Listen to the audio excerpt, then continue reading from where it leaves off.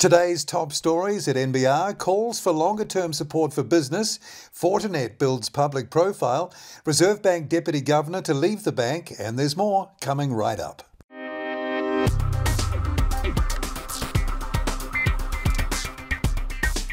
Kia ora and welcome to NBR Today, a wrap of the day's top business stories from the authority in New Zealand business news since 1970, nbr.co.nz. It's Tuesday, September 7th. I'm Paul Brennan. Thanks again for joining us. The National Party is urging the government to look at longer-term support for struggling businesses.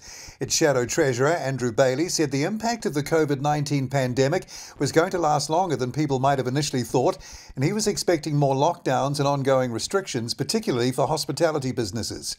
Andrew Bailey joined NBR political editor Brent Edwards. The wage subsidy is fine. It's 80% of the wages.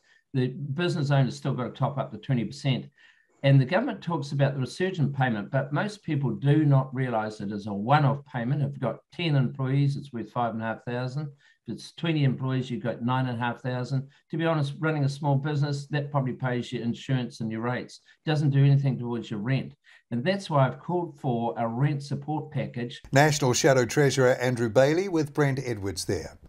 A $50 million dispute over a Walkworth housing project involves the same parties as the troubled Ormiston Rise residential development in South Auckland.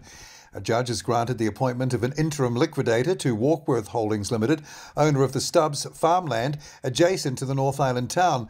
The land was previously owned by property developer Mark Francis, who got it rezoned to allow medium-density development of about 700 homes. It's now worth an estimated $50 million. One of the shareholders and financial backers of Walkworth Holdings is New York-based Arena Global, also a key backer of the 727-home South Auckland development, Ormiston Rise.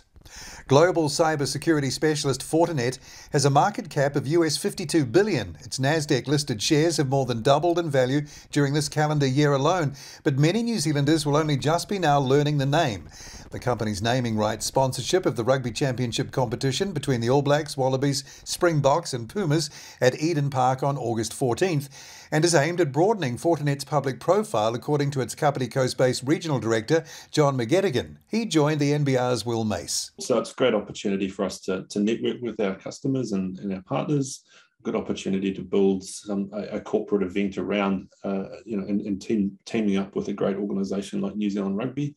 It's enabled us to have really good business conversations with our customers while the games, or not while the games are on, but during the games and after the games. So yeah, that was a really valuable component for us in Auckland. Fortinet Regional Director John McGettigan with Will Mace there. Reserve Bank Deputy Governor and General Manager of Financial Stability Jeff Biscan will leave the bank in January after more than 8 years in the job. In a bank statement, Governor Adrian Orr expressed his deep gratitude for Biscan's contribution to the bank and the wider financial system. Biscan, who is also a member of the bank's Monetary Policy Committee, said working with the bank had been a privilege. New Zealand's first private equity fund that invests in the kiwifruit industry has announced the acquisition of its 8th orchard, taking total investment to more than $110 million since its first capital raise in March 2021.